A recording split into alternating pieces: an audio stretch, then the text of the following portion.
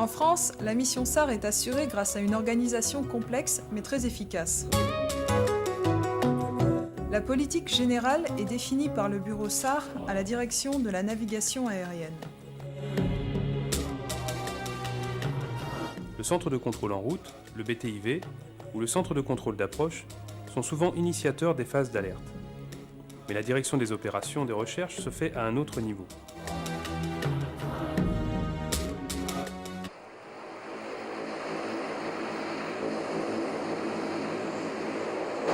L'étude d'un accident, fort heureusement fictif, va nous montrer les implications des différents protagonistes dans cette mission. Le 7 juin 1998, le Fox Golf Bravo Delta India, un Jetstream 31, doit effectuer un vol retour de Southampton vers Laval. Le pilote a rempli son plan de vol la veille préalablement au trajet aller. Le dépôt est obligatoire pour le passage de frontières et le survol maritime. À 8h30 ce jour, le secteur VFR de Londres coordonne le vol au secteur d'information de Brest, comme il est d'usage. Le contrôleur renseigne le cahier VFR et alloue un code transpondeur. Le pilote estime la FIR à 8h40.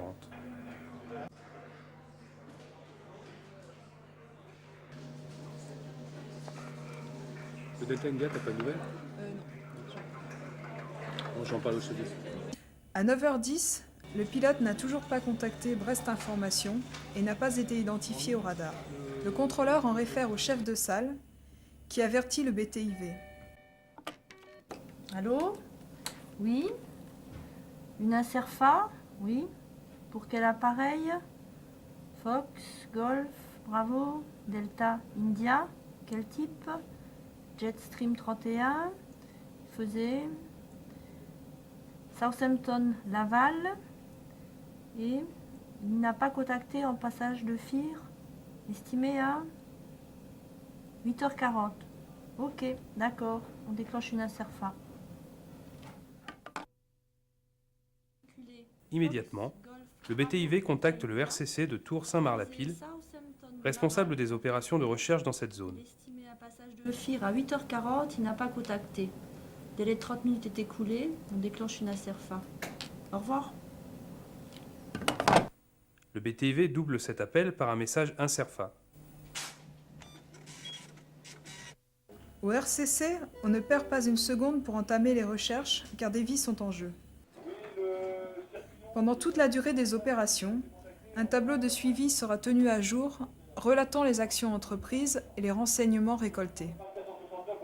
Grâce au système RAR, l'opérateur du RCC détermine une enveloppe de vol à partir de l'aérodrome de départ et de celui d'arrivée prévu au plan de vol. Le but est de retrouver une piste radar primaire qui coïncide avec cette enveloppe et qui pourrait être le Fox Delta India. Le RCC dispose de toutes les pistes radar primaires, mais il faut une quinzaine de minutes pour les restituer. Pendant ce laps de temps, une collecte de renseignements est faite auprès des différents organismes concernés par les recherches. Le RSC de Cherbourg et le Cross-Jobourg sont interrogés. Le Cross peut demander au navire dans sa zone de compétence de l'informer d'un éventuel crash en mer. Pour les recherches, il peut faire appel à la Société nationale de sauvetage en mer, aux moyens aériens et maritimes de la Marine nationale, aux moyens britanniques de la Royal Air Force. Ces organismes n'ont pas de nouvelles de l'aéronef. Le Fox Delta India ne s'est vraisemblablement pas abîmé en mer. Au RCC de Tours, les pistes radar primaires ont été restituées. L'opérateur isole celles qui pourraient correspondre au Fox Delta India. Le point probable de disparition de l'aéronef est déterminé. Autour de ce point, deux zones sont définies. Une zone où sera effectuée la recherche la plus poussée, la mesure Sater-Charlie. C'est un ratissage de la zone avec moyens terrestres et aériens. Une deuxième zone plus large où sera effectuée une mesure Sater-Bravo. Elle consiste en un recueil de renseignements par la gendarmerie.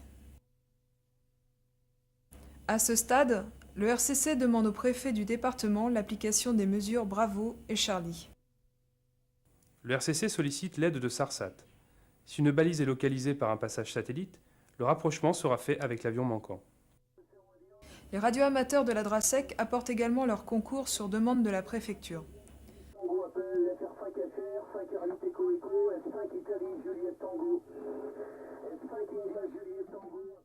Grâce à tous les moyens déployés, l'épave est rapidement localisée.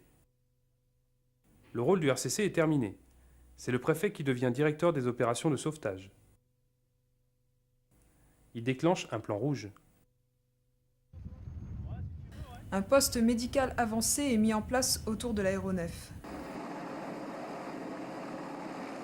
Les hélicoptères du SAMU participent à l'évacuation des blessés vers les hôpitaux de la région.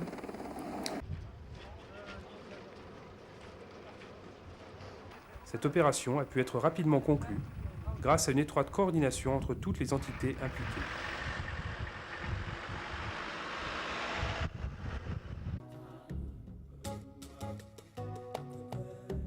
En 1997, le RCC Tours a participé à 313 opérations et a contribué à sauver de nombreuses vies humaines.